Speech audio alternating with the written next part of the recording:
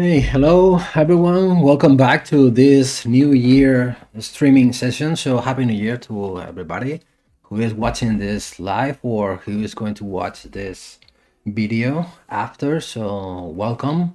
My name is Nacho Riesco, and here I will be streaming once a month talking about the ZBrush and jewelry. So, welcome again. Hope you had a great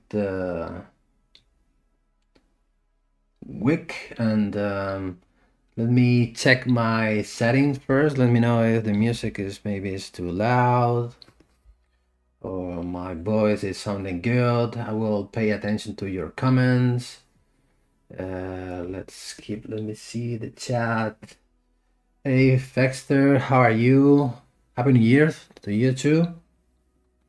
Here I am again. I will try to be here as usual once a month.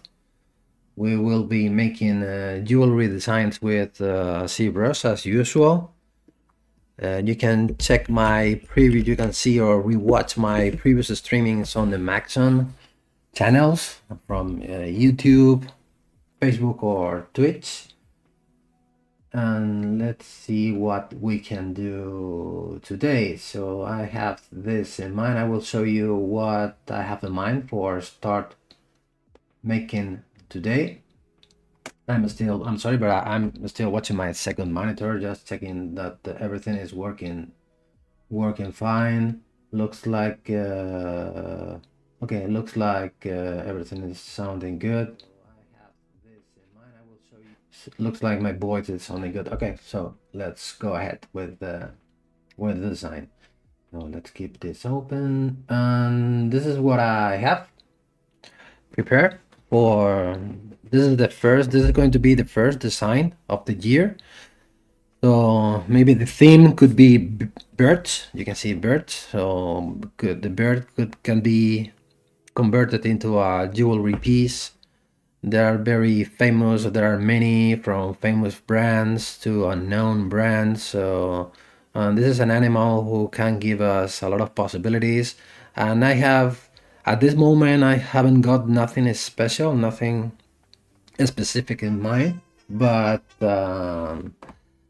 I have something that I made or I started. I think from now it's around 1 year ago. I will show you. I will open it. I will keep this open the whole time. So clicking on mode, always on top. Let's make this double clicking here. This is going to be the main reference. This cool and beautiful little bird. So this is going to be I will use this as a base, as inspiration, of course, to transform this into a jewelry piece. The idea is to make a brooch or hang it on a jacket or on a dress or something. Here I have grabbed some references just for show to you the idea that I have. This where, for example, I like about this one, the leaves and the stones here, where the stones are organized for making a flower. Maybe let's see how it works on our design. Maybe this could be cool just for putting the two, or maybe like here, two little flowers composed by this kind of settings with baskets. You can see this, the setting were made with small baskets. We will make the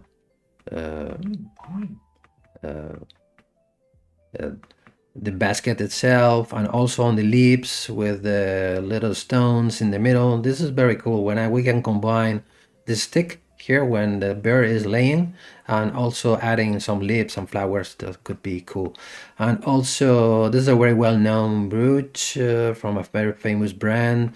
So this is another concept. So the idea is to transform this into a jewelry brooch with a kind of pave of stones, or trying to combine. That's the reason why I put this reference image here, where we can mix sculptural or textures made by hand with surfaces completely covered by stones, like this one or like this one. I will explain to you why I have this picture here. And this is a very good reference when we are combining stones on a sculpted surface with a kind of different textures, with feathers texture or kind of feather texture. Maybe let's see what we can do. As I have said before, haven't got yet nothing special in mind, so let's see what we get. So let's load the file I already have here. Let's see where I am. I need to find it first. Okay, I'm sorry, give me a minute. I need to answer a message.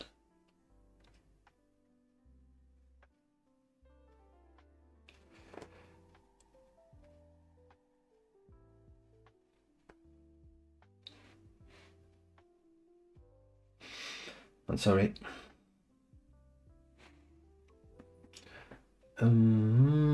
Let's see if because I already made the base mesh, or roughly the base mesh of the bird, just for not starting from scratch as usual. But it's a very preliminary model, but it's going to be useful to start from, not from zero. Is this one. This is what I already have. You can see here. I can explain you very quickly what I made. But you have been watching my previous streamings.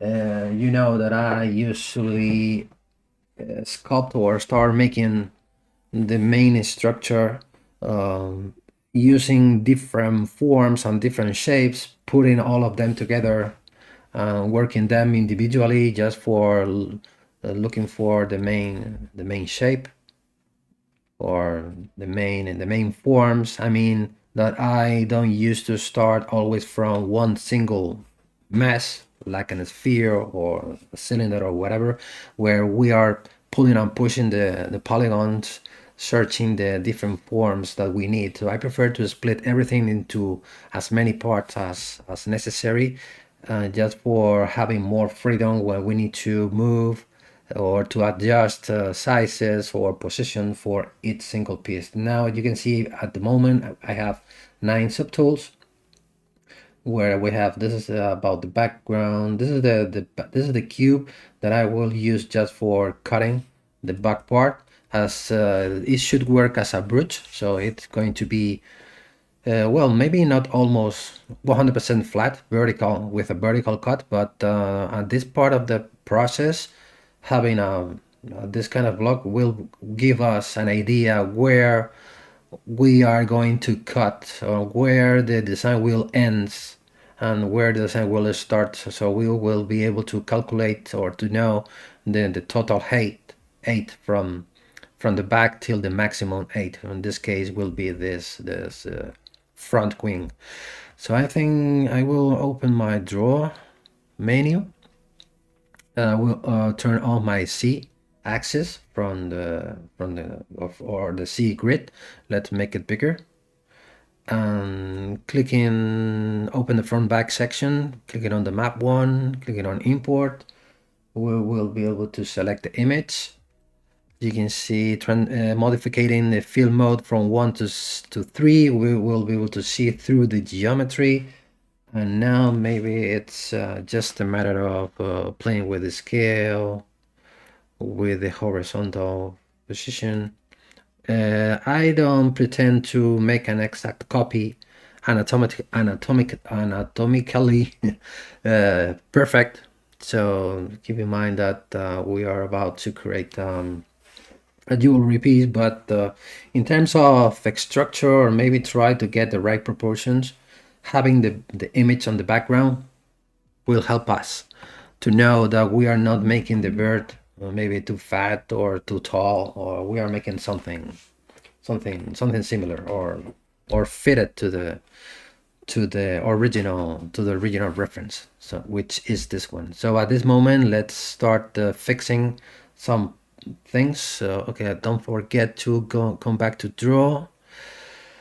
I used to, when I have this image attached to the grid where the necessary settings or where the necessary adjustments, don't forget to save it because it's going to be useful for future sessions. So ZBrush will create a CGR file. This is mine. This is about the bird. So just for have it available for future possible sessions. Come Studio, Alex from Berta. Hey Alex, how are you? Welcome to this is streaming. Hope you like it. Hey Kat, how you doing? Welcome. Oh, awesome subject. Yeah, I love it. The bird has a lot of. They're very creative in terms of making jewelry pieces because we can combine color stones with different textures. I'm thinking about a very small piece with a very highly detailed brooch, not very big. So kind of a cute, simple, small brooch. I'm glad to see you here again. And welcome. So this is what we have. The thing that I like the most about these references, maybe it would be this part of the head where it has the feathers with this kind of, I don't know how to say it, but this kind of triangle shape head. It's cool. And also for the eye, we can think about a kind of a round black stone or whatever. And let's see if I am watching well. Let me see. Let's adjust the wings a little bit.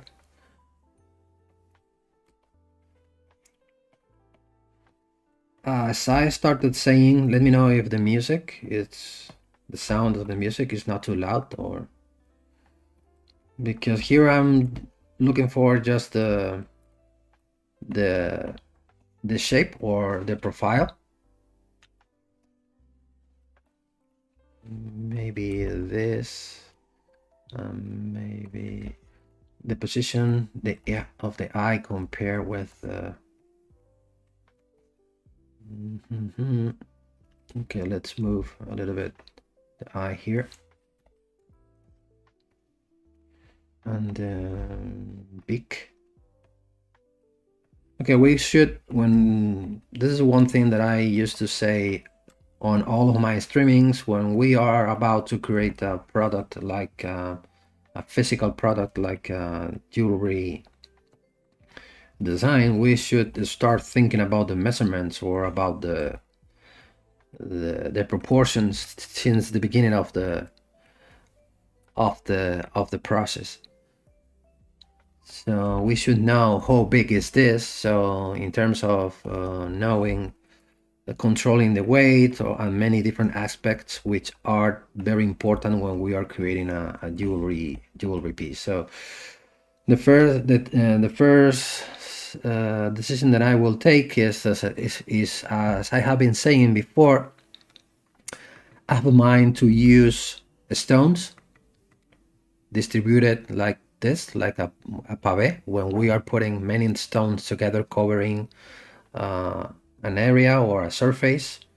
Maybe we can put the stones maybe mainly in the body and the head, maybe middle of the wings. I don't know. We should discuss and decide how many stones we will add. So maybe the first step will be very useful. We decide first which are going to be the stone sizes that we are about to use. For that, I'm going to use my hems brush. Let me put this here. Selecting the round diamond cut and going to the plugins. I guess that you already know this very useful plugin called IMM Draw Size, when we can control the size of any insert brush. In this case, the brush is composed by different hem cuts, and if we say we're gonna have as a reference 1 millimeter stone, if we click OK 1 millimeter and set the draw size here, and now we can start dragging the stone at any time when we press the Ctrl key. We are putting 1 millimeter. That means that maybe this is telling to me maybe the bird that I am currently having maybe is very big, if I take measurements, to start taking measurements, let's split max points.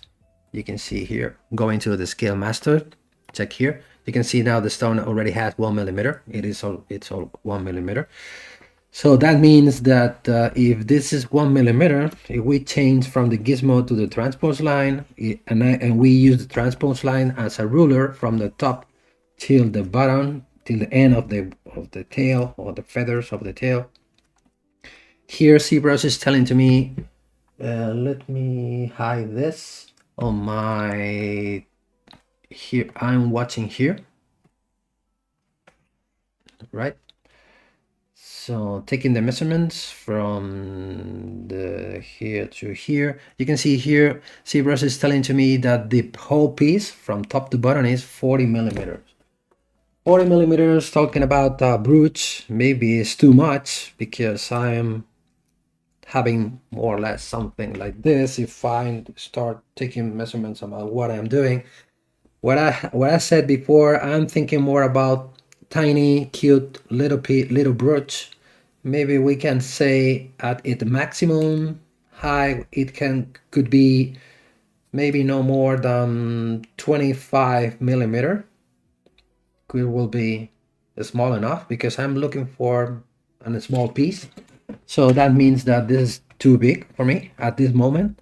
So if we go to the scale master, this is a very useful button in the case that where we are now, when we are having a piece that is too big and we need to change the whole size to all of the subtools together. Okay, one thing that you can do is merge everything as only one object, only one subtool, change the size, and then split all of the parts as individual subtools again. But one of the buttons that we have here inside of the scale master is this one, new bounding box subtool, which is going to be very useful in this case. You can see this is what it does.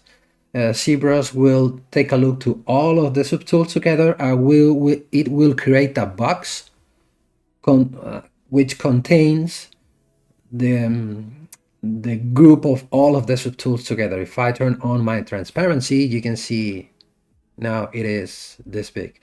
It's almost the same like the tool I am using for cutting the back, almost. If I delete it, and let me delete this, delete, and let delete this. Oh, ZBrush crashes. Come on. I'm sorry, let's see. We didn't make any major progress. A long time since this happened to me, when I was deleting a subtool. Okay, I will take note about this. Okay, in the meantime, I will read your comments. Yeah, birds. Now it's bird time. Not too loud. Okay, perfect. Because I'm only worried about the sound, the music, because always is too loud, or at least you are telling to me that the music is over my voice. Okay, let's see. It's already saved.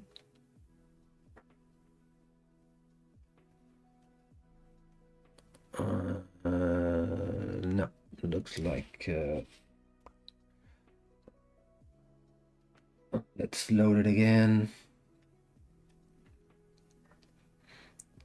Drag it. This.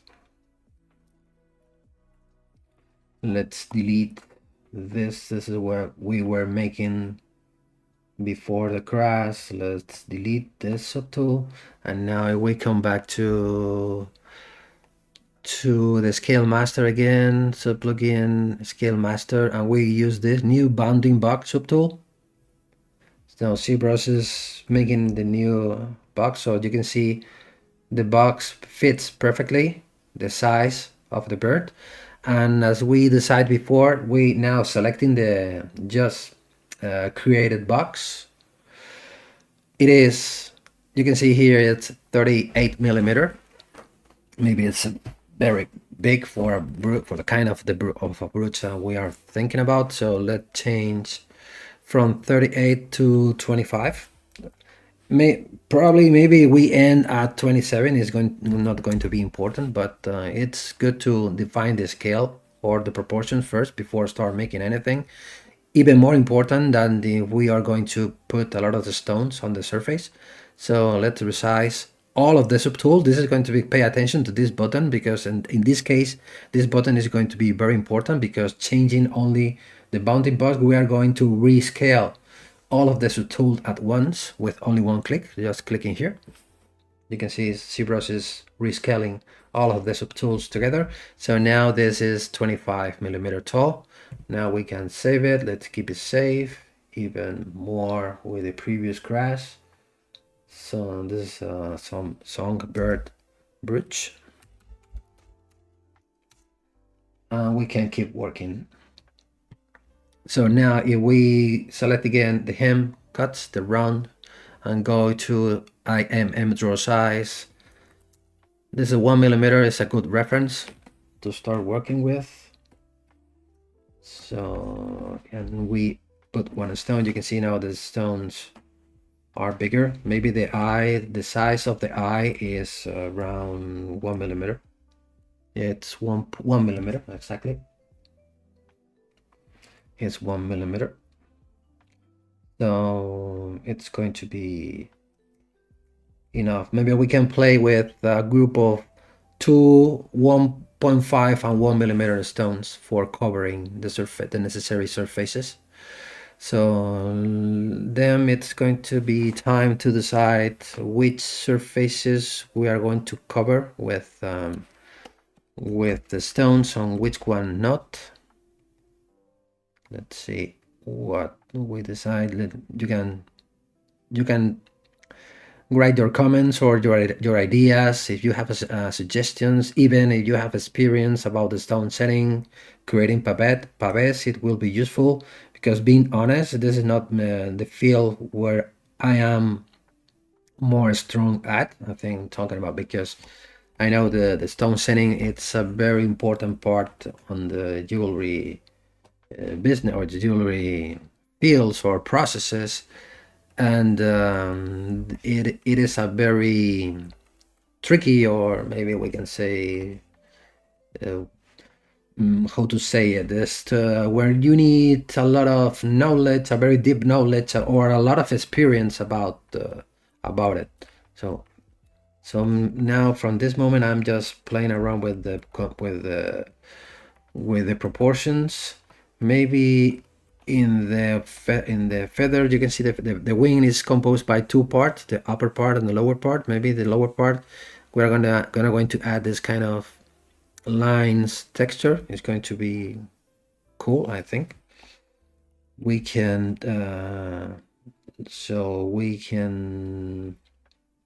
hi everyone, welcome. Lisa, what application is this? Ambi, are you talking about ZBrush, really, or are you asking about this application I have here open, or having my reference images? Let me know.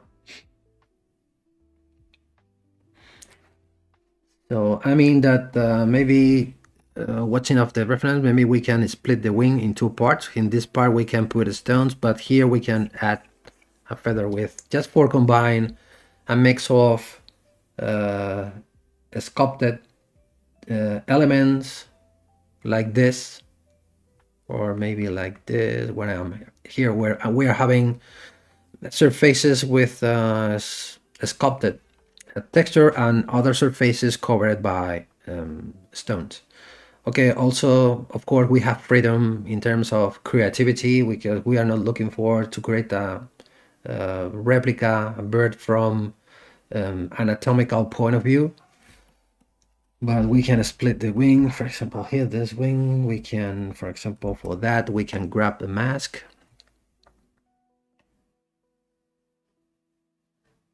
Let's try to keep this fixed here. We can grab mask lasso. We can grab this, split mask points. Having this, we can close holes. Now we can apply a kind of polishing. We don't need this polygroup. Control W, geometry, series measure. Let's tell to ZBrush, give me the same amount of polygons. So just for having something like this. And for this part of the wing, maybe we can use, I'm going to insert. As I have been saying before, I haven't got any specific in mind. I'm just developing the design during the streaming, so I'm just testing. So the first idea that which comes to my mind is to insert, for example, a cylinder. Where is it? Here somewhere. We are going to make it longer. Let's make it rotated 90 degrees, this view. Let's make it thinner. Maybe let's change the type of mask. Let's hide the middle of the feather. Let's invert and make we are looking for maybe something like this. Maybe not so long, like this. Maybe we are about to start. Let's hide this, and we are going to rotate it this way and this way. Maybe we can use the taper option we have inside of the gizmo, taper, and we can taper the end like this. Maybe we could make it longer from this view. We can make it a little bit longer like this. Now it's time to changing the topology. You can see now the topology is very strange. The thing, in my opinion, is not going to be very useful in terms of modifying or in terms of if we are looking for to bend it or to refine the form. So it's going to be good if we change the topology, but could be a good idea if you are looking for sharp edges or a big contrast between this plane and this plane, this angle. We can create polygroups based by normals, and when we are series meshing the object, we can tell to ZBrush, keep the groups, don't apply any smooth to the groups, and give me quads, as more quads as possible polygons like this. So we have a more friendly topology to work with. So where we can start making a copy like this. Because I'm looking for steps between each feather, looking for a kind of texture or something. Maybe we can put it, change the angle. And maybe we can, let's send the gizmo to the middle. Let's change the orientation of the gizmo. More or less, it should be more or less aligned with the orientation of the piece, because we can use now the bend arc option. We can start bending this way, and we're gonna start bending this way. Maybe something like this, and okay, something like this. Also, you can use the transpose line. You are using the transpose line, dragging the transpose line, and using your Alt key, you can start bending the geometry like this way. You can start from the beginning till the end with the Alt key. You can, being honest, I prefer to use the transpose line for adding modification or transformation to any mesh, because I have the feeling that I have more freedom, because I'm not restricted by the position of the gizmo, the cones, the controls. I prefer to have more freedom when I can release the line. I can bend just the portion that I want. For example, if you start from here to here, if you use the Alt key, you can just start bending the tip, because the line starts here. That means that we are only affecting the portion from this point till this point, so we can just bend this, and now we can use the gizmo, and the gizmo for this is going to be very useful. You know, control and move. You can start creating copies at the same time you are moving the geometry. Or maybe, let's see, something like this. And let's see how it works. Maybe we can. Okay, we should keep in mind again the thicknesses and the measurements. Let's see first how thick is this. From this point to this point, here we're having 0.4 millimeters. Oops, a little bit too thin. I need to come back. Because sometimes, or most of the time, things we are making on the screen looks nice and looks good enough, but when we are creating jewelry, we should be very careful when we are creating thin parts or very small details. Because if not, during the casting process, maybe we are going to lose a lot of definition and a lot of detail. Here we are having almost 0.8 millimeter thickness.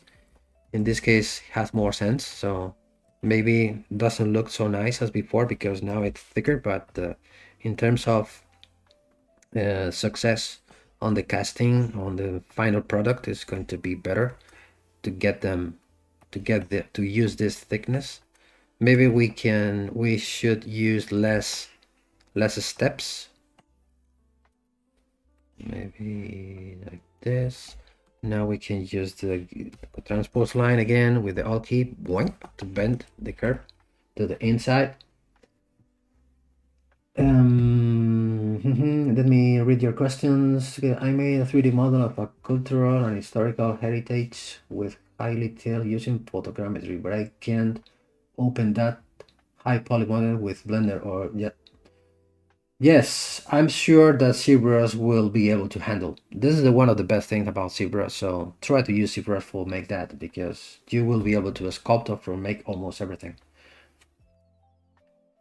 Yeah, maybe if you are using FBX type of file, I'm going to say something, I'm not really sure about it, but as far as I know, maybe if you export the file in OBJ, you will reduce the weight of the file, because as far as I know, the FBX file has more information than the OBJ, so the weight could be bigger if you are using FBX. But you can use FBS formatting instead of ZBrush if you want. Yeah, I'm checking out all the time all the comments of your question. I'm sorry if I answered to you a little bit late, considering the delay we are having on the live. But you should use ZBrush and then try to use OBJ instead of FBX. And I'm sure that you will be able to handle the file inside of ZBrush.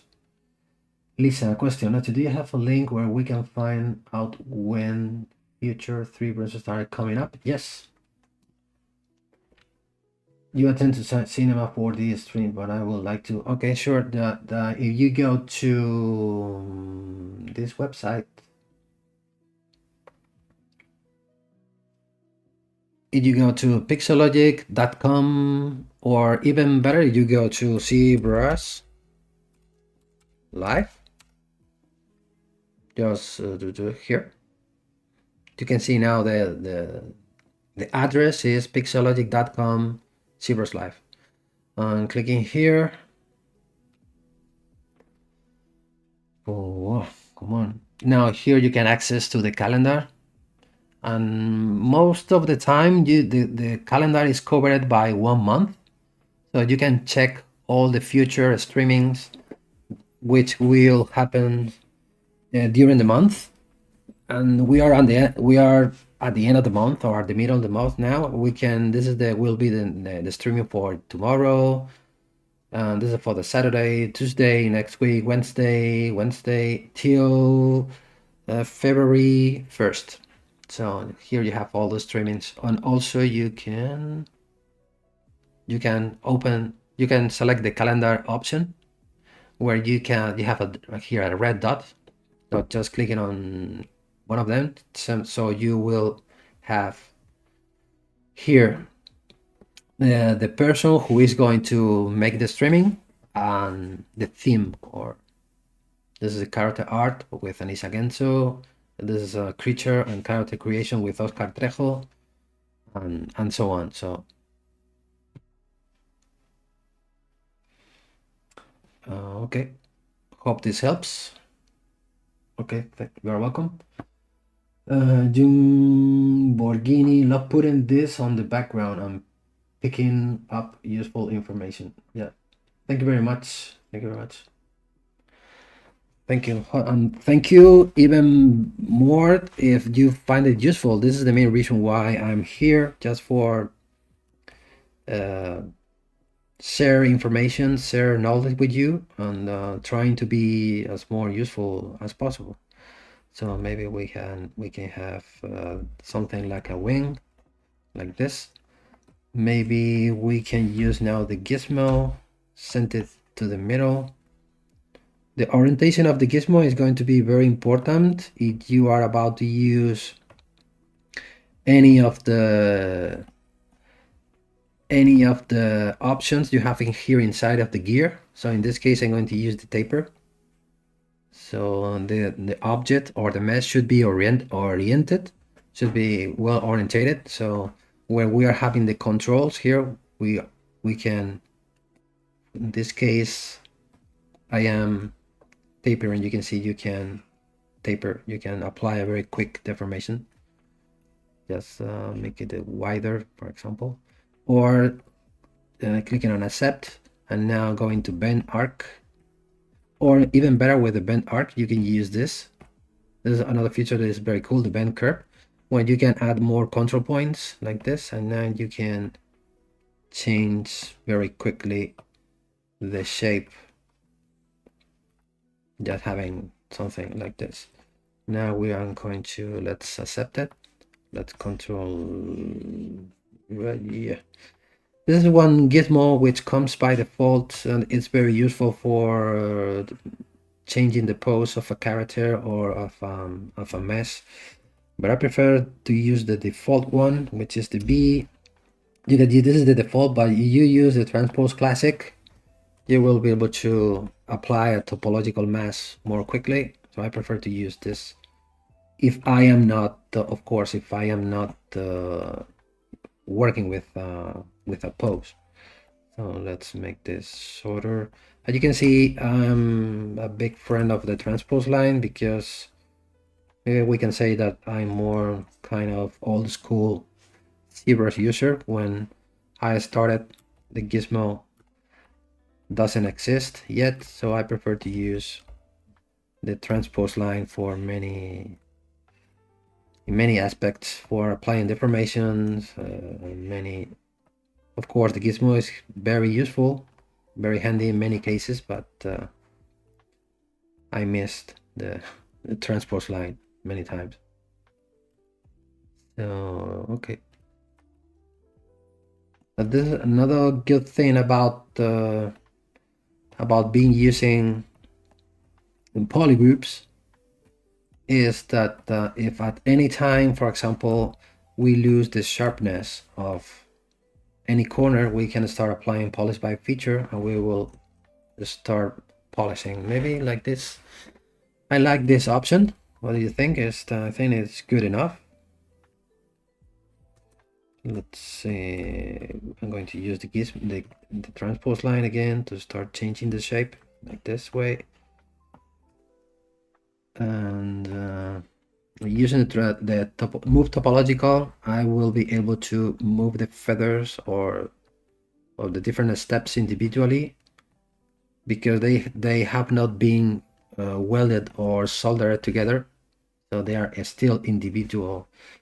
And now this is one very important thing. Let me apply a mask here. Let's align this to this, and here we have kind of we can call this is a cavity or a hangout here, or overhang, I'm sorry. So, but as we already have a polygroup here, we can isolate this polygroup, apply a mask, invert the mask, and now we can push the whole thing back. So we will be able to cover that empty space, which could be a little bit problematic on the if we are thinking about making a mold or something. I prefer to have everything attached. So as we are making a brooch, it's like we are creating a kind of a relief. We can call this high relief. If we push back this, this is going to be the negative.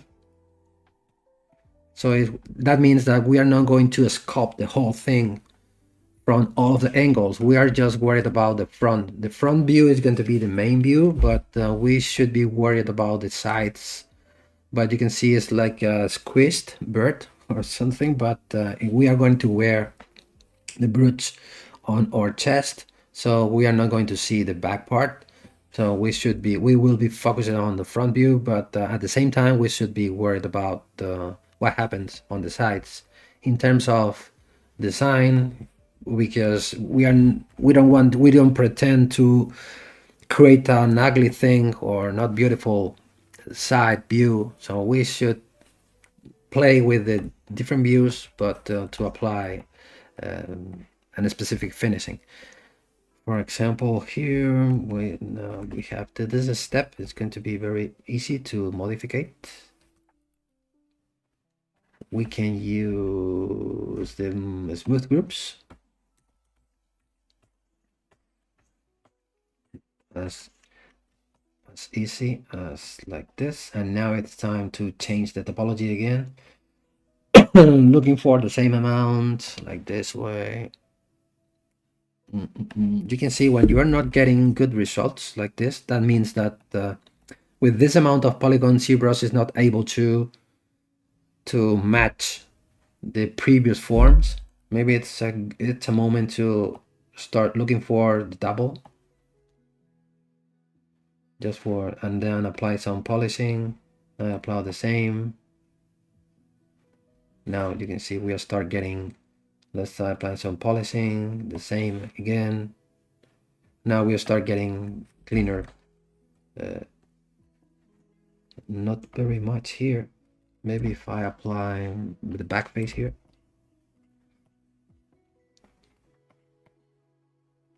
Like this, let's apply some polishing. Okay, we are getting better.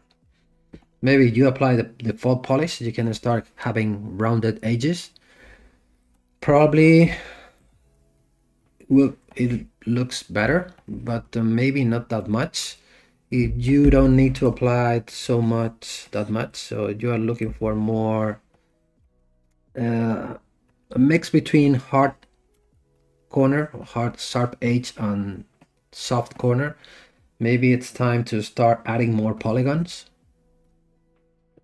For example, let's click double.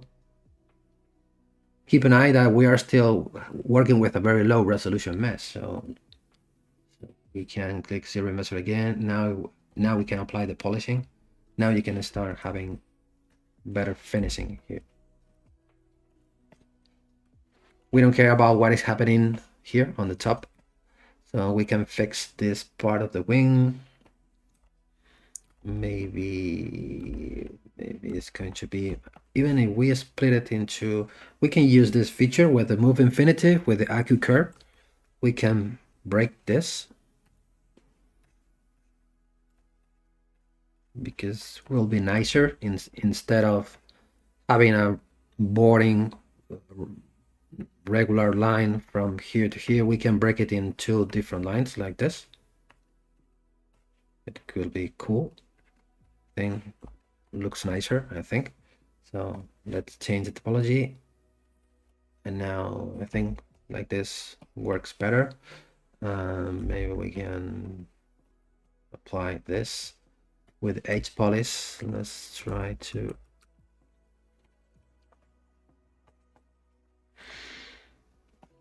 like this, and maybe I need to push this a little bit in, maybe behind the head. Okay, something like this. Polish and double new mesh. Okay, let's save this, keep this safe. This is going to be okay.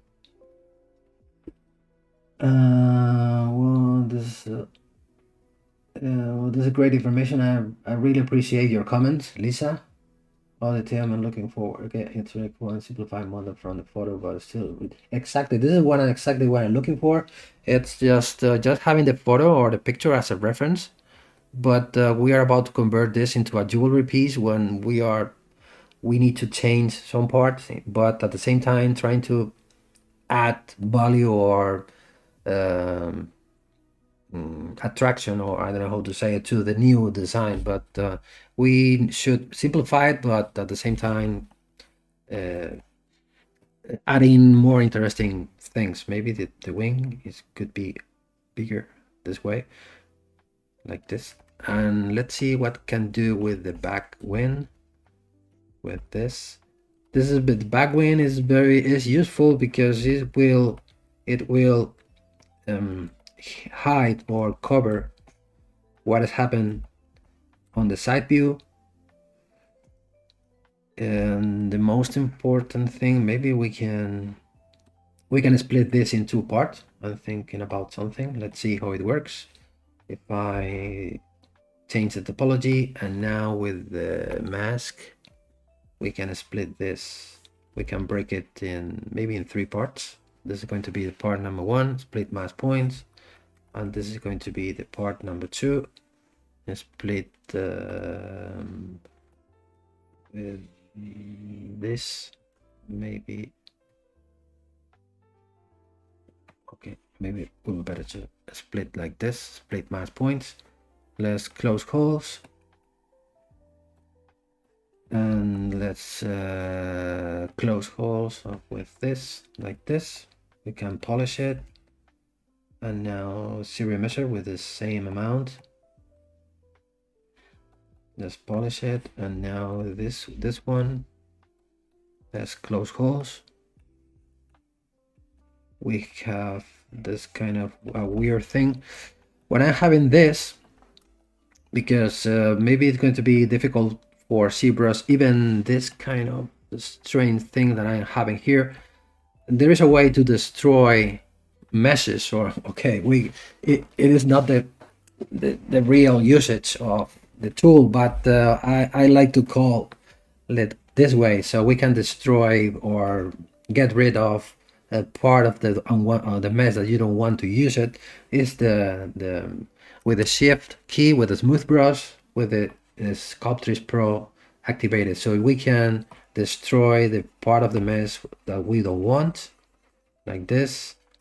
It physically disappears, and now we can Control W, only one polygroup, and then retopologize it with only with the portions of the mesh that we want, something like this. Okay, it still needs a bit of work, but let's see, like this. Okay, it's like we can destroy this, and let's with the same amount.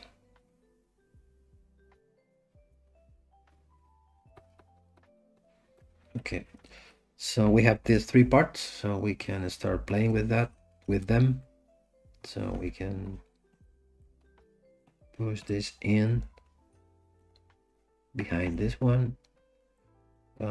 This one we can leave it like this. We can put this just to start creating smaller steps between each other, like this. Maybe we need a more pointy ending with the move infinitive and IQ curve.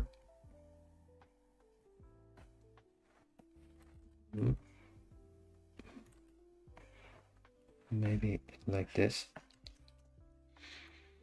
and with the back face to add thicker part to this. No, No, I like the way that the sense that the stick or the branch goes behind, something like this. So we can start adjusting this, start adjusting this. So you can see that during the designing, I like to call this process, this is the part of the process, the designing process, when we are taking decisions, when is where we are creating the object. It's at the same time we are sculpting and we are modeling, we are defining the forms on the composition of the object, of the jewelry design. So I'm not very worried about the stuff like the topology or the perfection of the surfaces, but at the same time, I like to keep messing and polishing, just for having soft forms and with a better finishing with back face. Now I can, but we are still designing. That means that we are not making 100%. We are not 100% sure what we are doing, so we are taking decision during the designing process, which we can be right or we can be wrong, but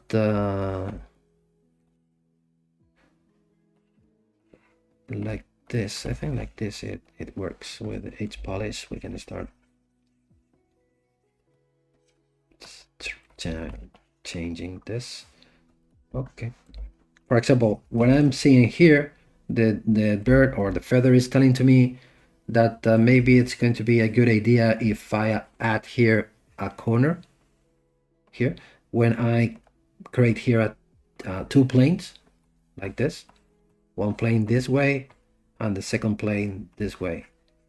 In terms as it is now, which it has a rounded transition between both, will be better if I play with the two different planes for the feather.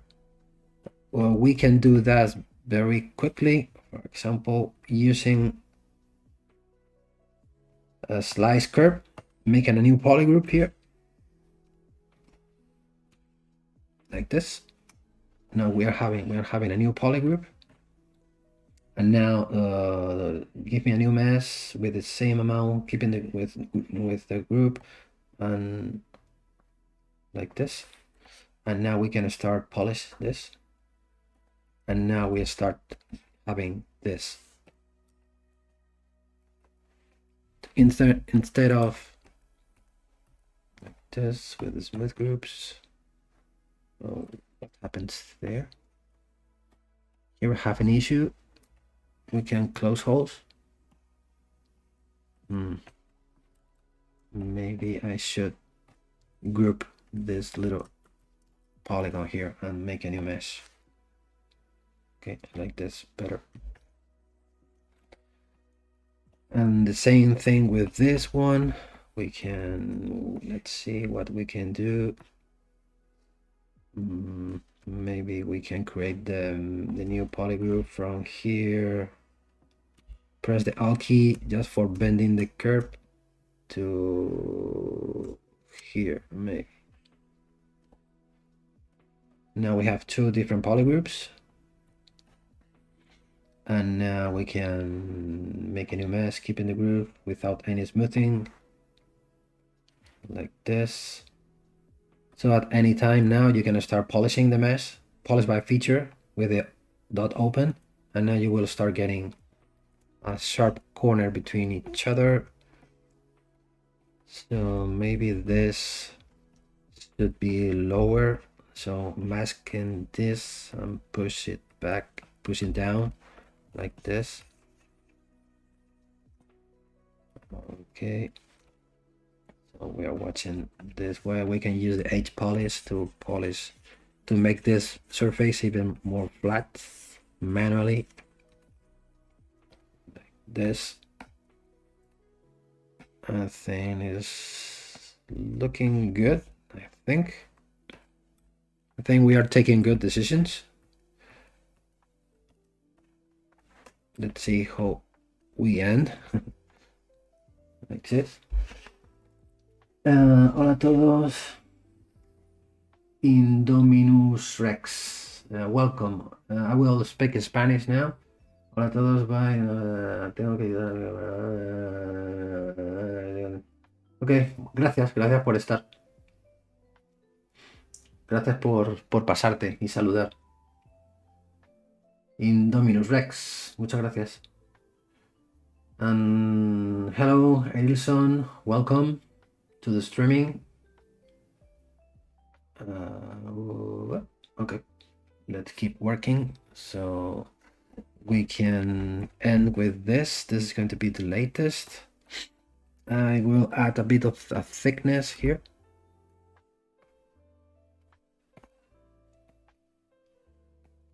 Claro, soy español, Lisa. Soy... transmito desde España. You live in Seattle, but in Peru, nice country. I've never been there, but I would like to visit one day.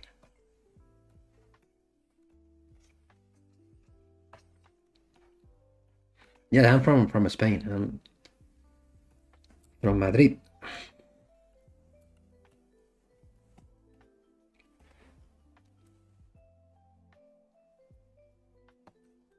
Let's apply a new polygroup here, like this. I'm repeating the same thing.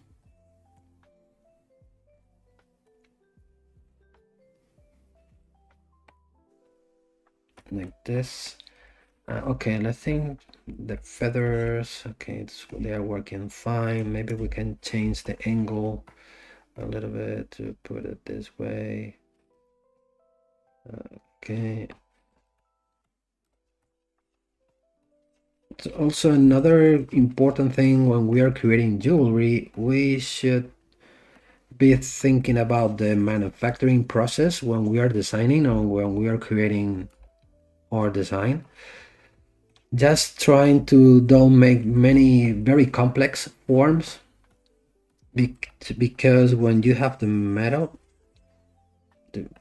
where the product is converted, is turned into metal, you should think that it needs to be polished and finished, and if we are start making a lot of cavities and surfaces difficult to reach when we need to polish it, maybe the person who is going to be in charge of the polishing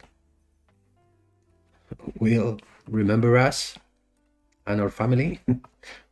But we should try to, maybe the main rule could be try to make things beautiful, but at the same time simple, or as more simple as possible, or simple to finish, or simple to polish, or simple to, I don't know, depend.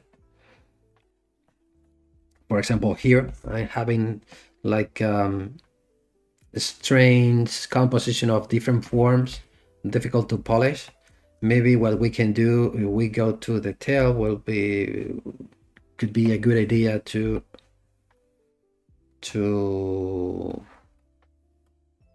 put this a little bit here.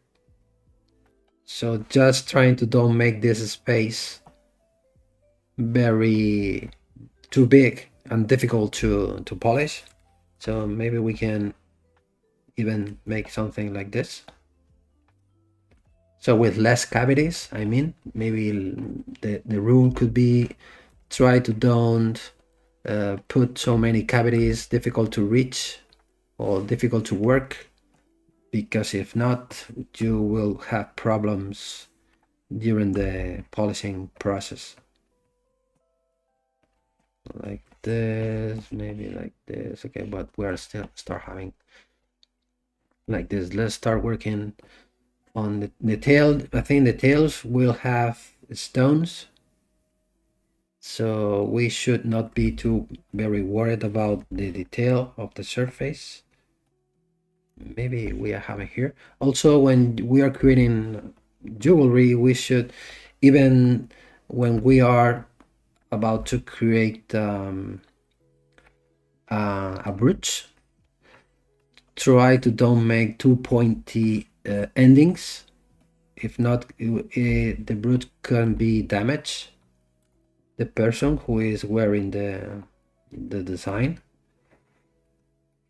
So I mean that it's well better to end this with a rounded ending instead of if you are thinking about apply this kind of ending. So it looks nice, but in terms of wearability, when you just need to wear something and you need to put something on your body, so it's a good idea. Try to don't make things very too sharp and too pointy.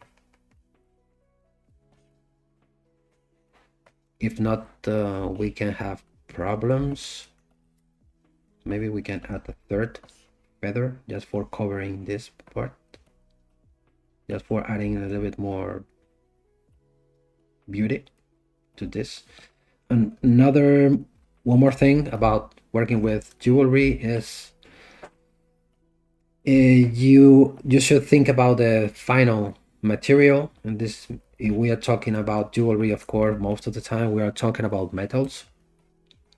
So I don't want to pronounce it, but that means that if we are here, we are having this, we are taking measurements here from left to right.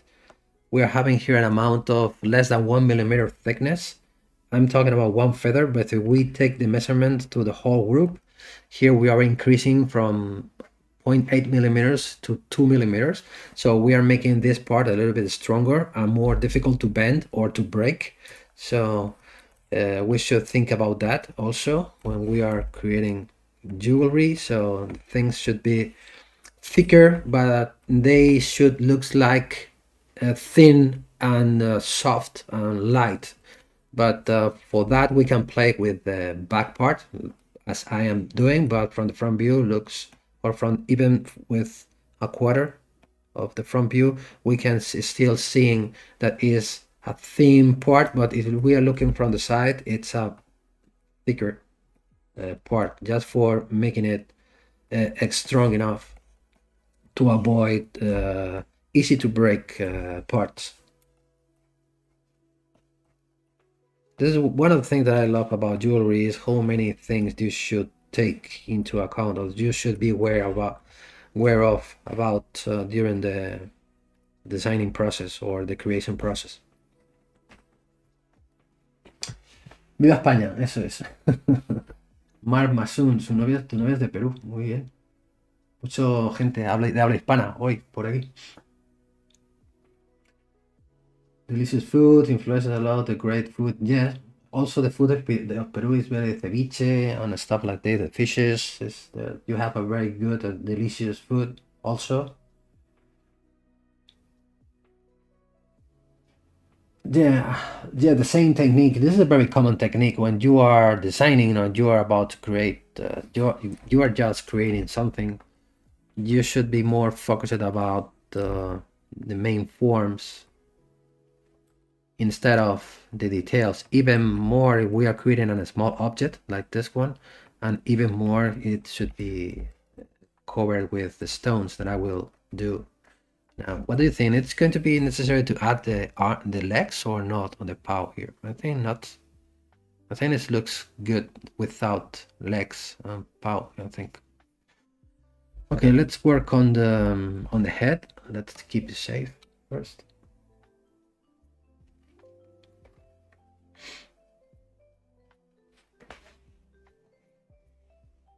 Ceviche, yeah, ceviche, I love ceviche. Hola, José. ¿Qué tal, José? Bienvenido. Saludos y feliz año para ti también. I think I'm agreeing, yes, Lisa. I think maybe as it is, it looks fine. Maybe don't forget that I got it by default deactivated, not active. But if you go to preferences, you can turn on the thumbnail, so which could be very useful in some cases. You can see here, you can see now the silhouette. But for example, you can grab this and make it bigger. If we are checking the silhouette, maybe the silhouette is telling to me that we have an empty space here at the bottom left. we have, this is good enough. Maybe the top right is good enough, but it still has good balance, because here we have an empty space here. But if as I was saying before, I have in mind to add some more branches with leaves and flowers. Maybe we can put a flower here or a leaf. So at this moment, I'm not very worried about this issue. When I am having here, I'm talking about this, the empty space I'm having here, because I have a big mass here. I have a big mass here compared with the mass here at the bottom, which is covered only and a half. Maybe we need to fill a little bit the gap.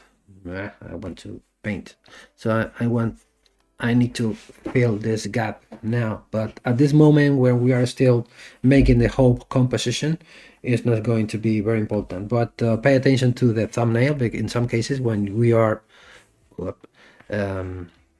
you could just clicking on the corner, you can make it bigger or smaller. So it could be very handy when you are also from the side. We can check the balance. Maybe the balance is good enough. Maybe we can bend this part. Let's see how it works. If we send it to the middle and we use the bend arc, we can bend it a little bit. Okay, maybe it's a little bit more balanced like this. And let's see what we can do on the head. In the head, when I'm watching the bird, I'm watching two different parts. Maybe the head should be bigger. Let's see, compare with the reference. With maybe it should be a little bit bigger.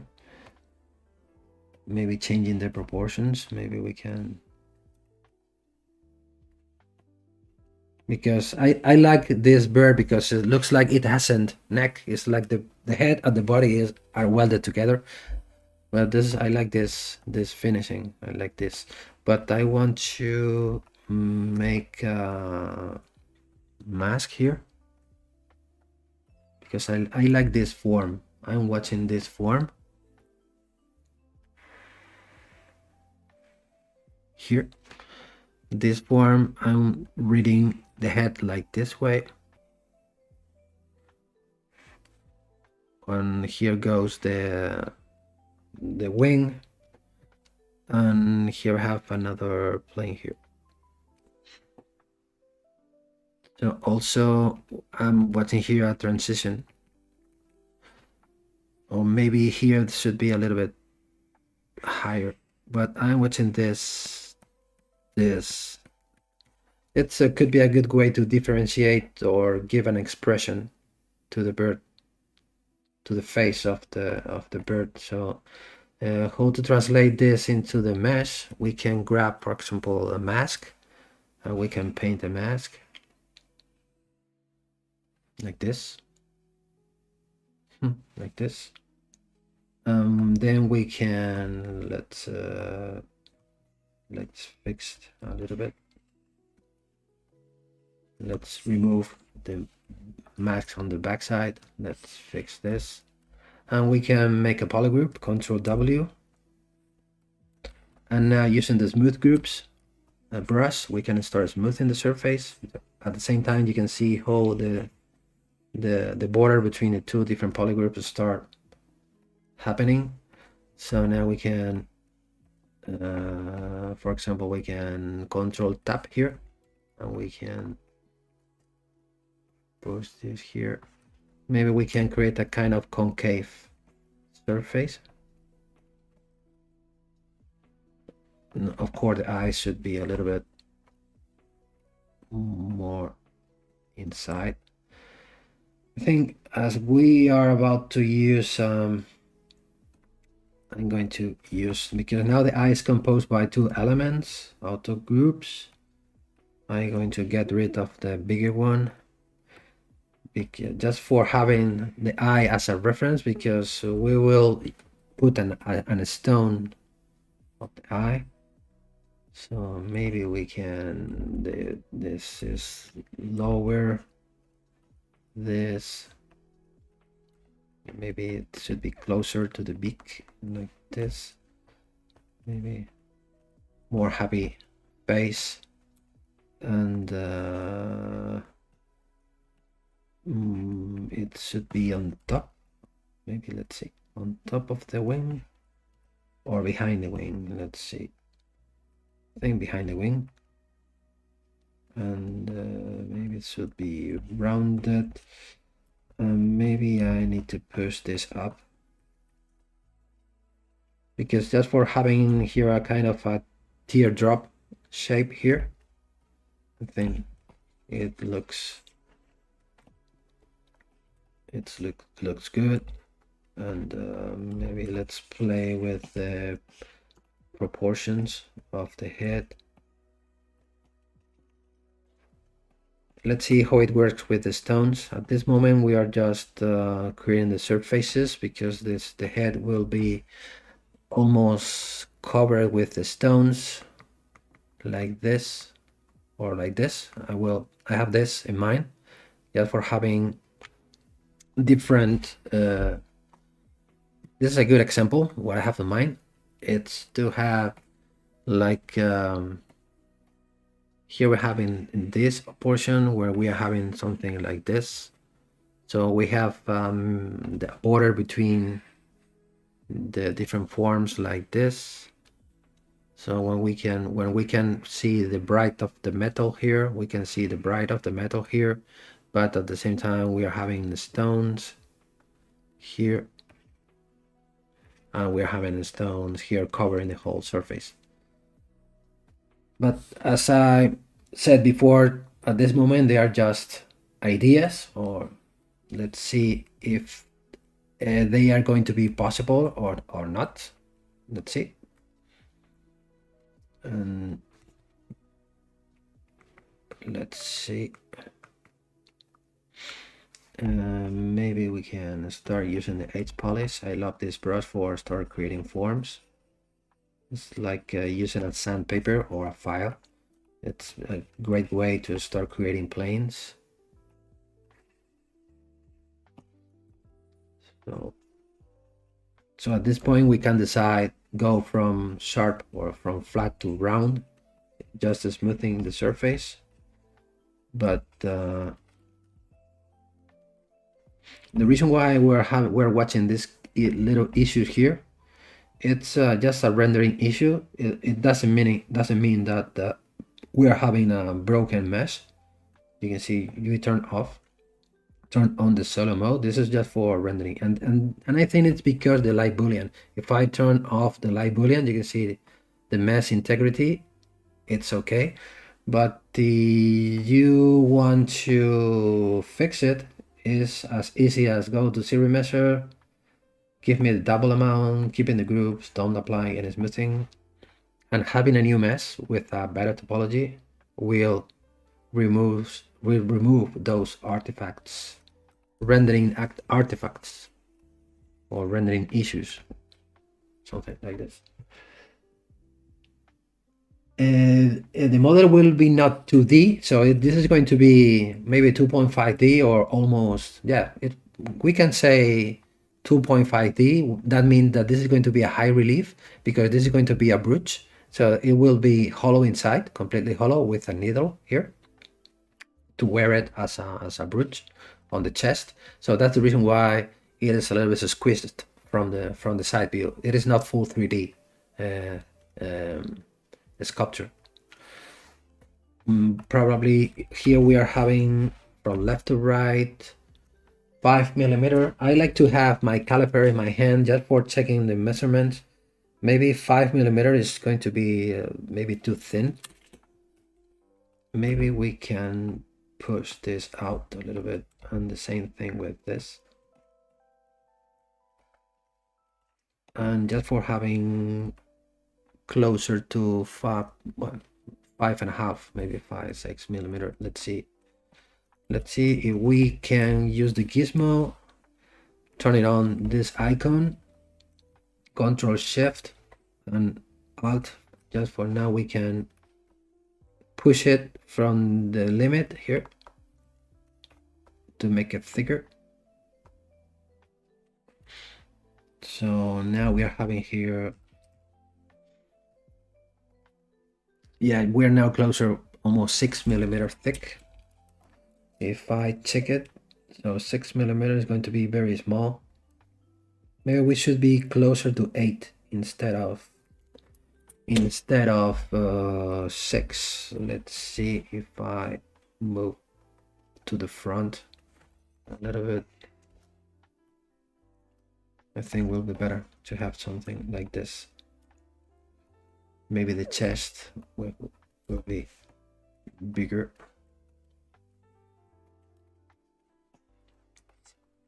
From the front, it still looks the same, but from the side, I think it works better. This is another reason why as I started explaining, it better to split everything into as many parts as necessary, because we can start controlling the position of each one individually, and it's easier to modify the proportions as I did. So let's make a mask here, blur the mask, and it should have this form, and the wing should be here somewhere. So we can start smoothing this. Oh, so the eye, maybe the eye can be bigger.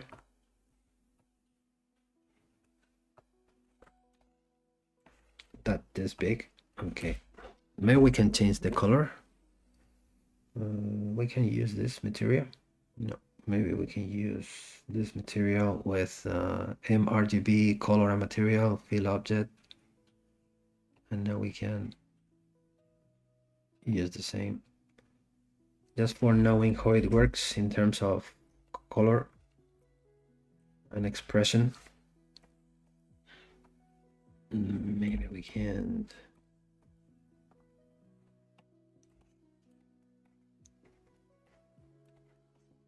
okay, we could be here the whole day tweaking forms on changing shapes, but at this point it's going to be a good idea to stop, but I don't know when, because every time we're watching the model from a different angle, we are watching different things, so our brain starts thinking about different things. So at some point during the designing process, I prefer to leave the model for one day and then retake it the next day and see how it works.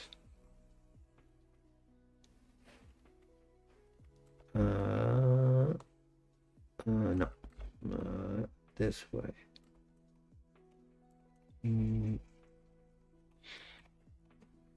From the side. Okay, I think it's looking good. Let's stop working on the bird. Let's save it, and let's start working on the branches. Let's see what we do at the bottom. Alejandro Salán, no encuentro muchos tutoriales sobre joyería en ZBrush en YouTube. ¿Me puede recomendar algunos? Soy nuevo manejando el recurso. Pues la verdad es que hay poca gente trabajando joyería con ZBrush, pero los que hay, si tú buscas joyería ZBrush o ZBrush and Jewelry, los que hay los encuentras rápidos, pero es cierto que no hay mucho. No hay mucho tutorial y mucha gente que utilice ZBrush para joyería. Por eso estoy aquí dando. Okay, let's see. This is cool. Thanks, Joao.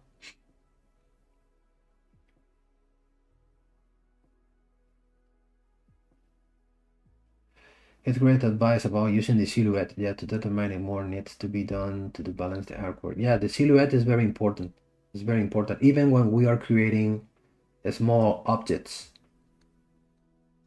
A small object which the silhouette is very easy to read when you have the object in your hand. So because we're talking about a small object, it's not the same when we are watching a big object when you need to move it around to recognize the silhouette. But when you are creating a small object like jewelry design, so the silhouette is very important. It's very important. And let's see what we can start creating. If we can use this one, I love this brush. This is a curved tube when you can start creating branches on the fly. So you can rip and start making a curve at the same time you are about to create a branch. But instead of starting from the branches, maybe it will be better to start from the leaves. Now we can connect the leaves to the main branch with more branches, but at this point, but give me 1 second so I can point. I like to add one here, for example. It's nice. Looking to the front. Let's see how it works. Like this. And now maybe we can change the angle. Like this. And now maybe we can make this a little bit smaller.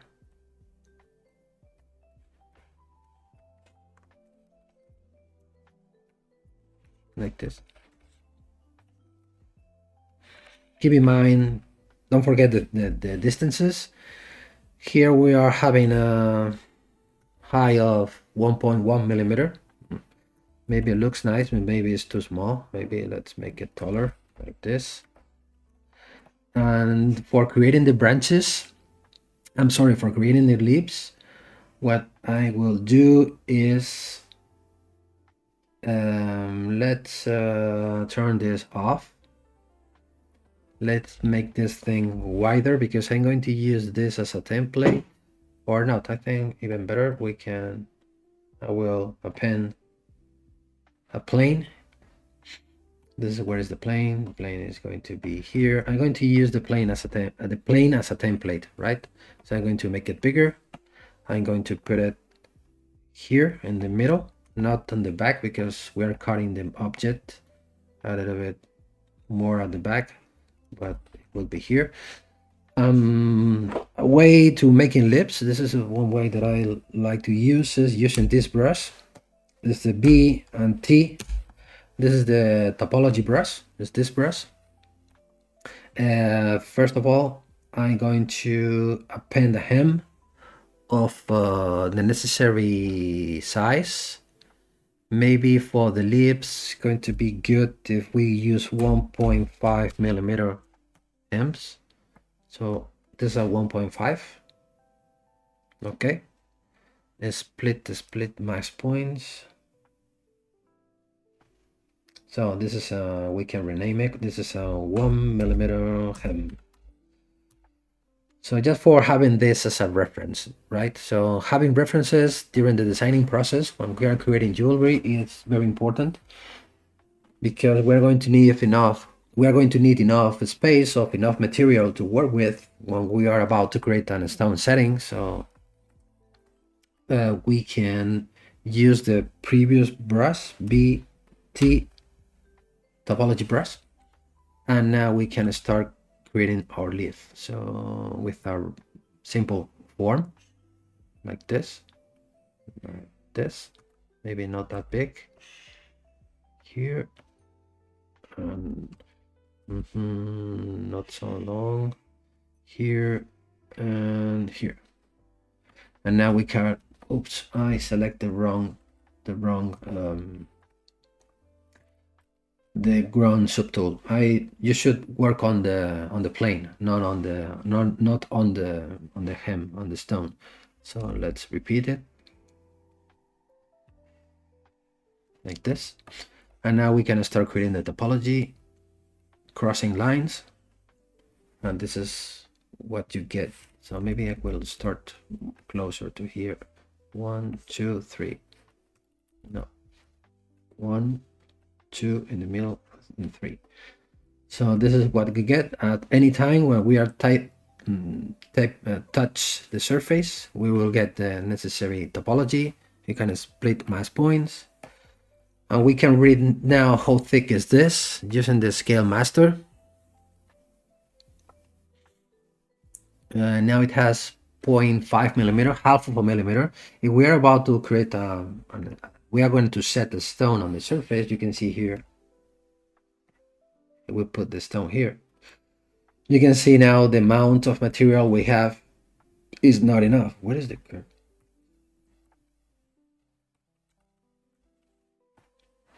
It's not enough. You can see we need to add more thickness. So maybe it should be closer to this thickness where we are having 0.7, 0.8 millimeter thick. Maybe it's going to be better. Is in this moment it's going to be very important to turn this off. If not, if we change this, we will change all of this tool according to the latest measurement. So we can, I don't want to change the 3 axes as once. So let's create 1 millimeter. And now we have a 1 millimeter thick leaf or piece. It is not still a leaf. It's a piece of, I like to call it a piece of material or a piece of metal in this case. Maybe we can put this. We can add more movement like this. And now we can subdivide it. Maybe to avoid, maybe it's going to be good if we use the C modeler to apply a different polygroup here. Now can increase the polygroups. And now when we are subdividing, we are still getting the same shape like this. Okay, the lips can be they're going to be straight. Maybe we can bend them a little bit with the bend arc. Okay, we are using subdivision levels. We can get rid of the number 1 and the number 3. We can bend arc. I think it gives a little bit more a better finishing. So we have I can hide now the template, and now let's see where. I think the lips, they are very small. They work fine compared with 1 millimeter, 1.5 millimeter stone, but they are from top to bottom 4 millimeters. No, they are not very, they are good enough, I think. Maybe they are 5. Should be a little bit better instead of 4. If we make 5 millimeter, you can see it's having 4.1. We change this from 4 to 5 like this, and from 2 to 2.5 like this. Maybe we can put bigger stones instead of 1. Maybe we can add 2 millimeter stones. Let's see. But compare with the whole composition, maybe this leaf size, it's better. So we're gonna start trying to create our like this. And we have in mind to add a flower. The flower, maybe we are going to have only leaves, not flowers, because if not, our design is going to be very, very big. So let's see if let's make this, if I turn this off, let's start using the silhouette, because now we are filling the empty space. Let's see, we are adding 2 lips.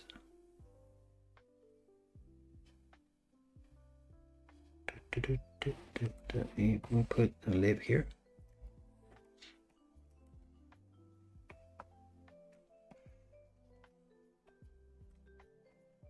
Maybe we can put this one here.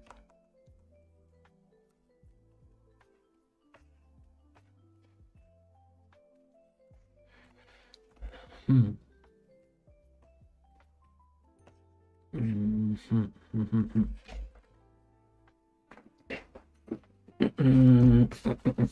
not sure.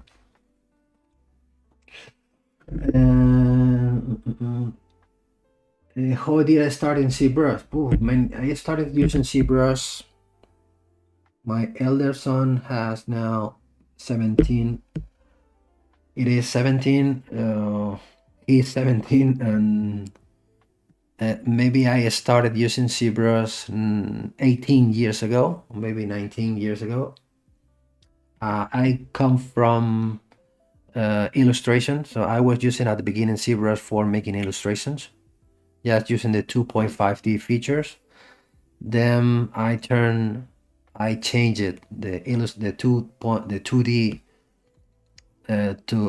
I moved from 2D to 3D just for fun, because I was making scale models when I was young, little sculptures and stuff like that. So that's the reason why I felt in love with ZBrush when I found it. And then I start sculpting things till I arrived to, by mistake or by casual life reasons, to the jewelry industry till now. So I have been working as a professional for 10 years now. Hi, Papi Janath, welcome. Hey, Joke Lek, welcome. And Senior is asking, how do you look for client in this niche? Just post. I'm looking for a client, just posting my job on the social media. So I mean Facebook, Instagram, and LinkedIn most of the time. So when you are posting things which looks nice, the professional will contact you. Maybe I don't like this better. I'm very sorry, but I can see your answer because my neighborhood had blocked out. What did your answer about the model? Okay. Yeah, I was saying to you before that I'm sure that ZBrush will be able to handle it. I'm 100% sure that the right software to use for your work is ZBrush. You are not going to have any problems with the polygon count, with the weight of the file. But I was suggesting you, instead of using FBX format, change from FBX to OBJ. Maybe the file will be lighter, but at the end it will have the same information. But the necessary tool that you need for start detailing your photogrammetry file is ZBrush. You're not going to have any problems with ZBrush, and also ZBrush is able to import FBX files. 100 million, no problem. I think, in my opinion, it hasn't sense to have so many polygons in terms of sculpting the surface, but you know that it has, maybe there are too many. I don't know why it has too many, I guess that they are having unnecessary polygons, I think, in my opinion. I don't know about which kind of model we are talking about, but once you have the model imported, you have the chance to convert it into OBJ, will be better to handle, because the FBX file has more information in terms of camera settings and more stuff. So the OBJs are more simple because you just want to import the file into ZBrush. But once you have the file open, you can go to the decimation master. Where is it? Here. And now you can pre-process the mesh. So ZBrush will analyze your mesh, and then you can apply a percentage of decimation. So you can go from 100 millions that you have till 1 million without any loss of detail. So, and with 1 million, it will be much better to work with. And that's it. Or you can split your model into 2 parts to import into 2 parts. You can import half of, I'm saying 50 millions. 50 millions, then import the second part, the other 50 millions, and inside of ZBrush you can merge both parts together without any problem. But you should try. But I'm sure that ZBrush will be able to handle it. But probably so many polygons are not necessary. Maybe let's what time is it? Okay. Now we can make this lip a little bit bigger and something like this. Because as I was saying at the beginning, I'm not looking for a highly detailed or very complex, because I bet that this brush is much bigger than mine. So it has more possibilities to add more stones, even flowers, more textures, but I'm just want to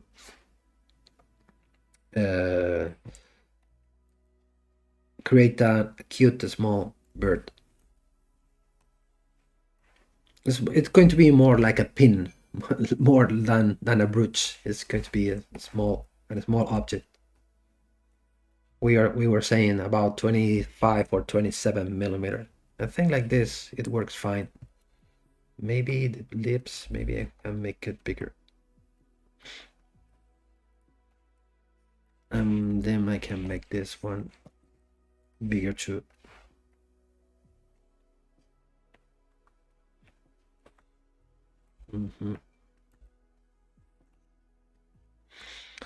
Maybe we can break this line here.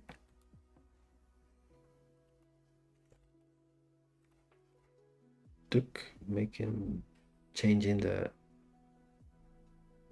angle a little bit, and maybe changing this.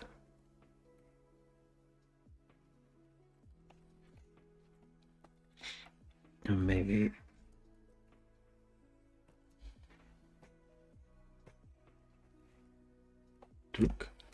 something like this, and maybe with the move infinitive.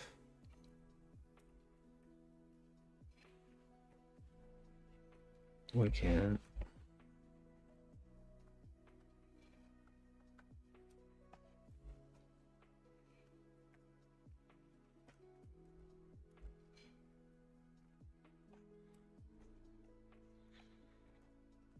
okay, maybe something like this.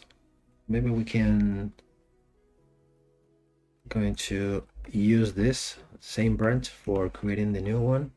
It should be here somewhere.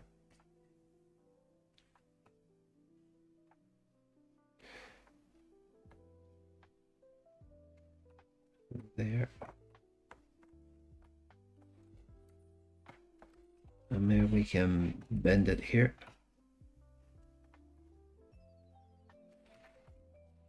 And now we can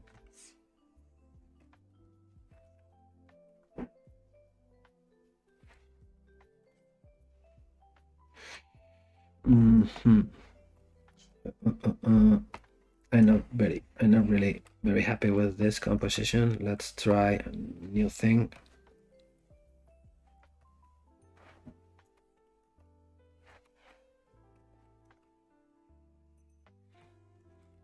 We can rotate it 180 degrees.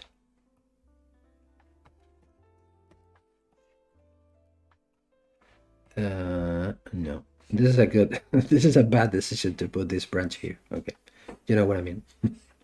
So it should be more here, I think.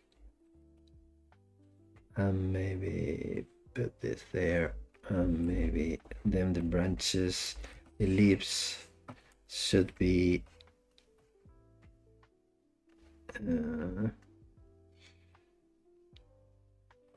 Maybe we can change the position. This one should be here. Oh.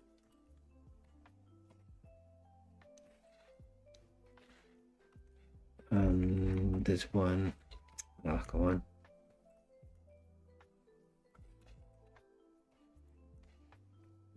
This one should be here.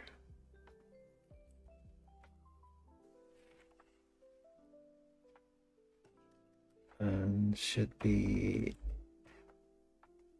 here. And this one goes there. Enough. This is difficult to decide the right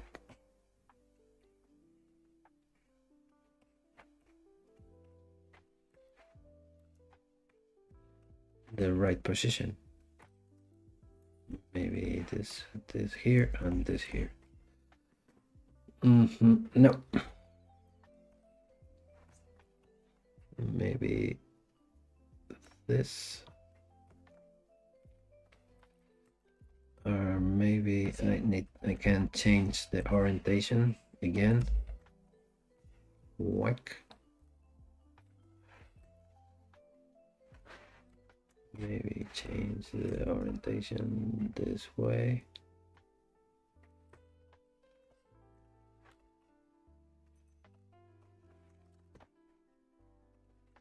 Okay.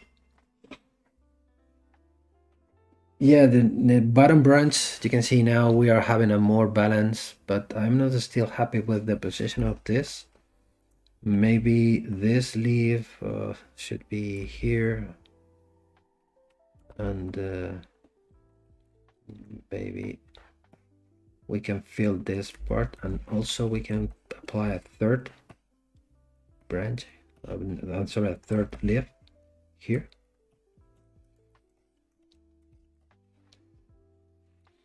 I think like this works better if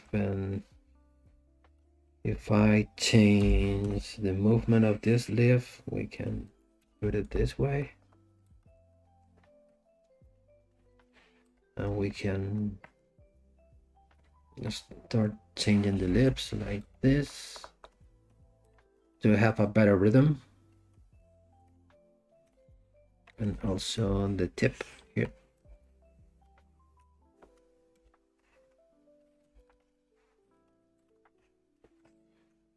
Okay, and also this tip.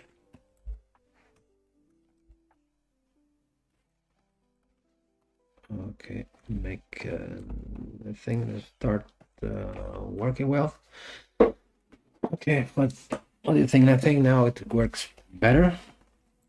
Maybe this part of the ring with the branch which is visible, so it will be better if I hide it behind the bird, so we can break it this way.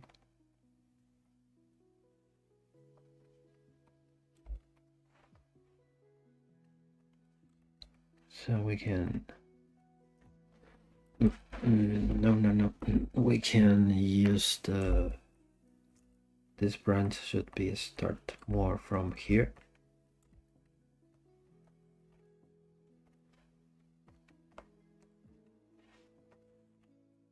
Thing like this, it works better. We can now change the topology with the double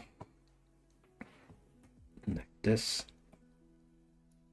and I think it works good. Maybe here this leaf could be closer to the body. This should be Hey Casey, what are you doing? I'm thinking that I wouldn't like to be a president to anything. I think so. I think so.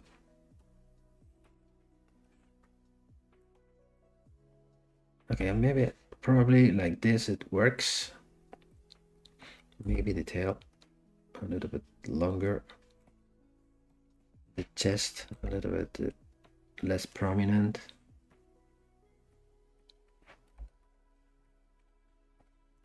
Like this. Let's save it.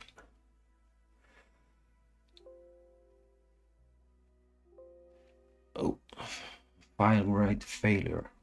Counter. Let's save it again. I'm not know I'm having today a lot of these problems when I'm trying to save a file.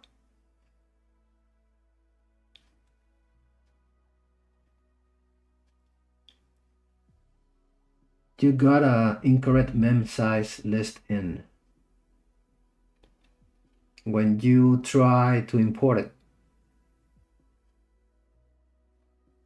Incorrect mem size list. Yeah, probably it's too heavy. Maybe because you are saying about 100 millions. I don't know why it had so many.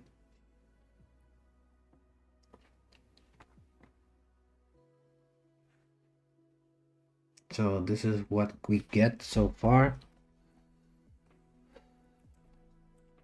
Maybe probably they are too many polygons, even for ZBrush. Did you try to use OBJ or STL formats to use when you are importing?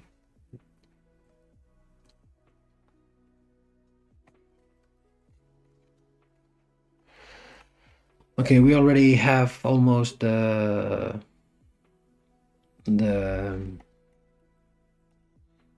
we can start thinking about the stones. Let's fix this.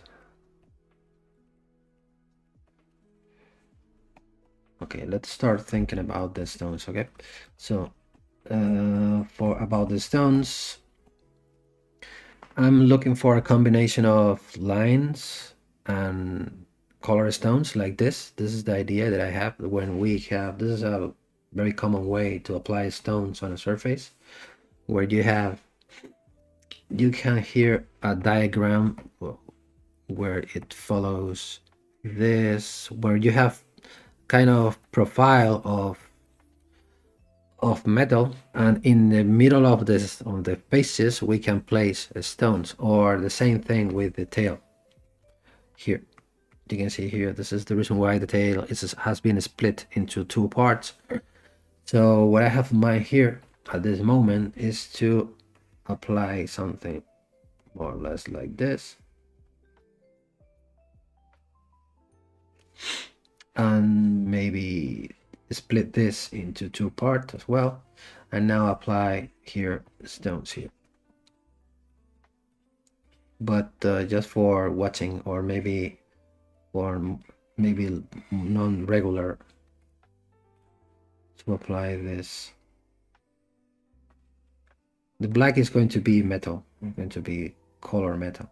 Well, maybe we can even split this into two parts and apply the stones here in the middle with I don't know how to split this, because we have a very big empty space to cover, and instead of just putting stones without any sense, maybe we can split, or even better, we can split this into three parts. Of course, one of them is going to be this one, so matches, so we can split this into two, and we can split into three, so we have something like this, where we have three different spaces for three different rows of or even better, I think will be better to make more something more organic, more or less like this, with a curve instead of straight lines, when we can apply different stone sizes. Something like this, so it will apply even with playing with the metal or with the empty spaces of the. Let's see how it works.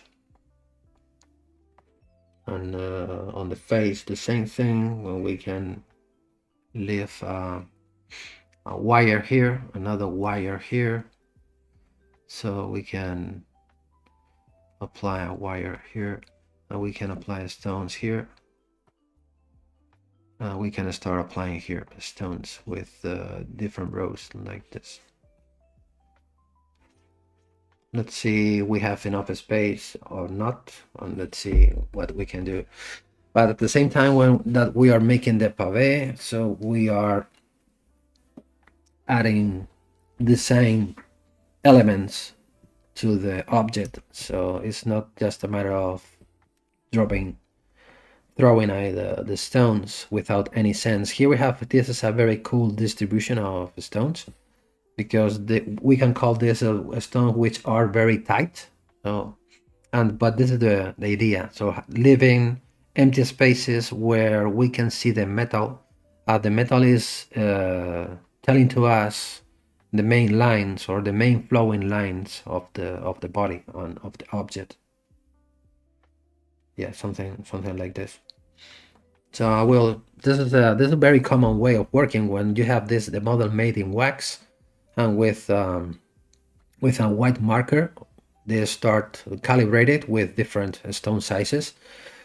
They start making the distribution of the space for each stone size. So we will try, just for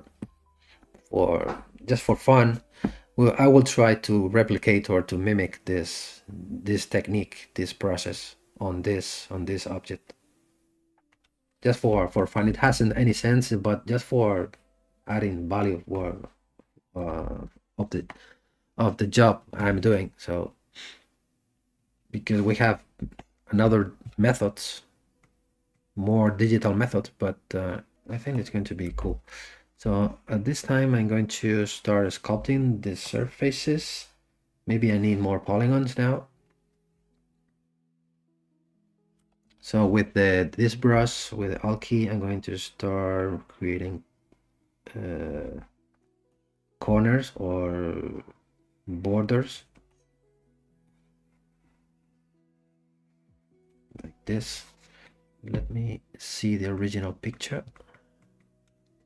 Okay, like this.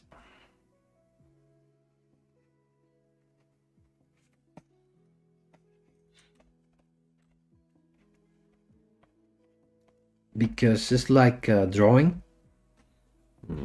I don't like this. When you start creating lines, so this should be behind. Maybe I think the wing looks nice. It goes here because it can appear here, but it start fading inside of behind the head like this. Like this. Okay, so we can start just cleaning the forms. Okay, the surface is going to be fully covered with gemstones, but we start having. So once I start sculpting the forms, in this case the different planes, like this.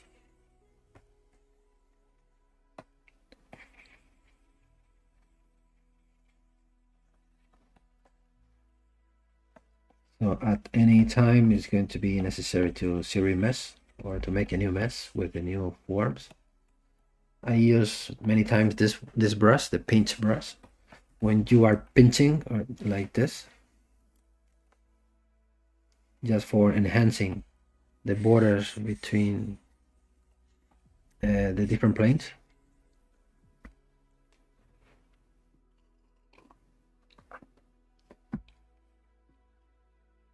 Yeah, hey Fexter, I'm trying it, but maybe they are putting their efforts on other plugins or on other improvements where that people are demanding more than that plugin. maybe in the future they will be able to fix it, or maybe instead of fixing it, maybe recode it, write a new code. So now I'm change the topology. So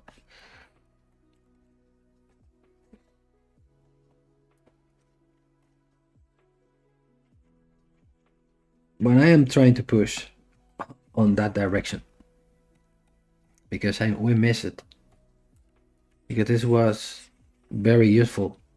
Now we can calculate it, just knowing the density of each metal, but probably in the future they will be able to fix it. But they are still having a lot of work with other improvements.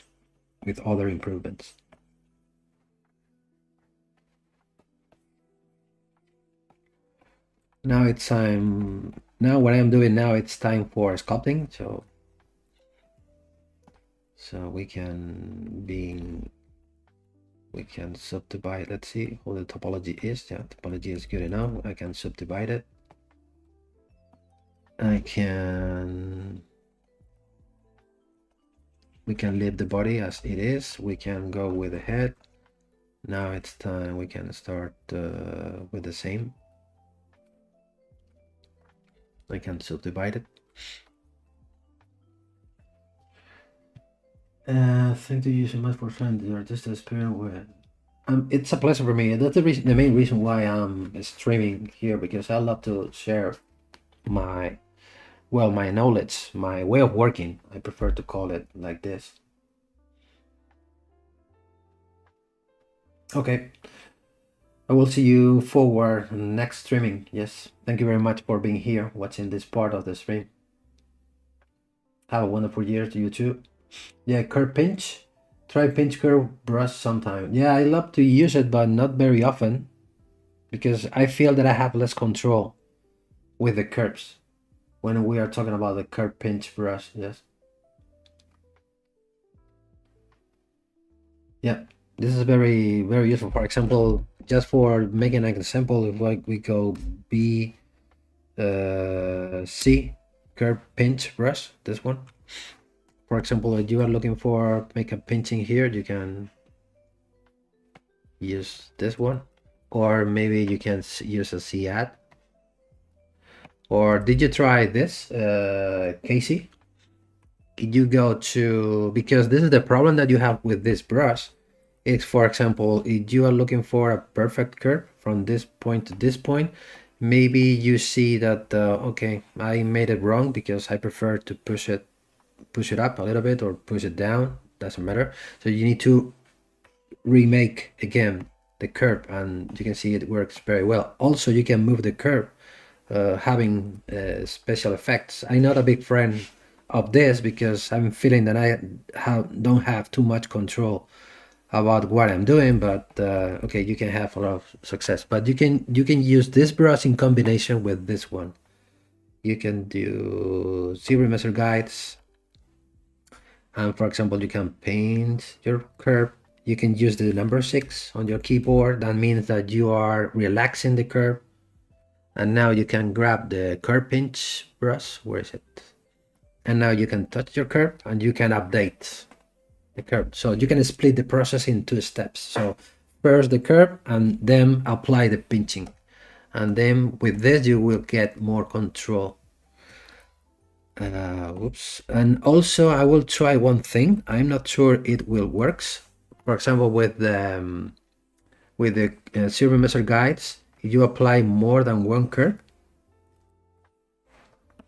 let's see if it works. Curve pinch, boink, boink. No, it doesn't work. So you should go one by one applying the pinching.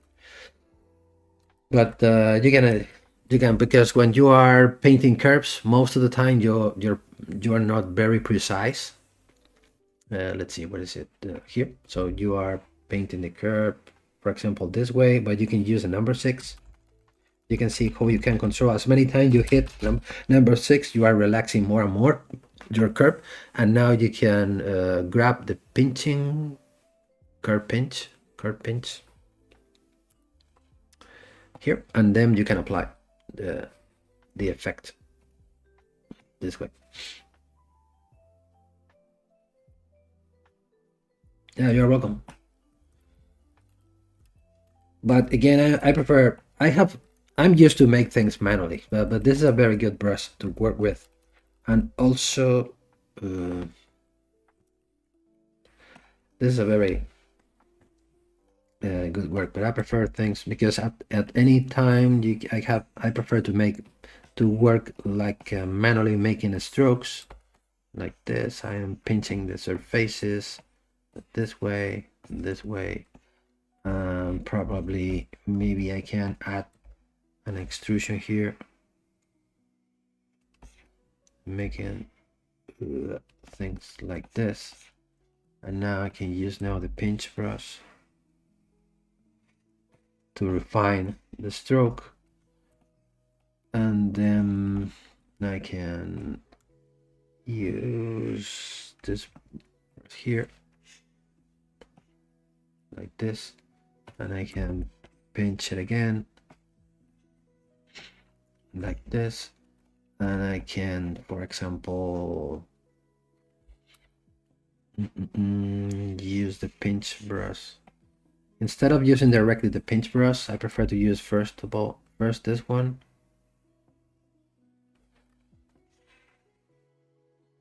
Like this. And maybe now I can pinch it. And now I can relax it.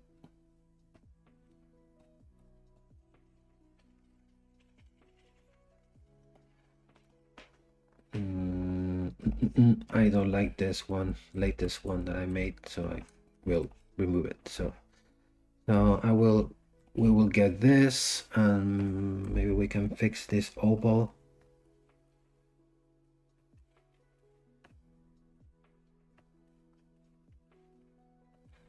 Like this, and now we can see remesh it, because if not, you can see here the problem that you are having here with the geometry. It's not a big issue. You can leave it as it is, but you want to fix it. ZBrush will try to follow the path you made with the pinch brush. Let's stay with the same, and you still get the corner, but with a better topology. But in this case, it's not going to be very important because we are not going to sculpt on the surface any detail. Of course, you need more definition, more subdivide a little bit, but you can see here the pinch is still there. But we'll start getting this. Maybe we can apply a curve here like this, and also we can apply a curve like this.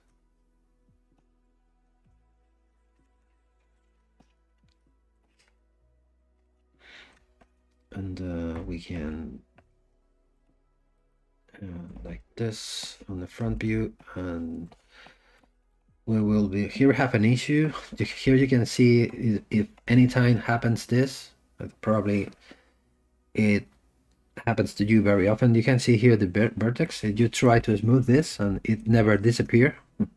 The reason why the problem is because the topology. Maybe you should change the topology to avoid this little point you have there in the middle of the chest. Did you try to smooth it or to remove it? Won't be possible. So once you have a new topology, now it's gone. So everything is fixed. Okay, we are done for today. Let me save this. Let's save. On the next streaming, we will start working on the stones distribution, and we will be taking more steps with this little bird design. Okay, so and we will see you here. I don't know when, maybe next Wednesday. No, today's Thursday. Maybe I will try to schedule between Wednesday or Thursday in the middle of February. I don't know when yet, but you stay tuned to the next streaming. on the Maxon ZBrush Live calendar, you will be updated about my next streaming. So thanks to everybody. And thanks to all of you who are going to watch this video on YouTube. And I'll see you here making more jewelry stuff next month. So thanks. So take care, stay safe, and see you soon. Bye. Welcome.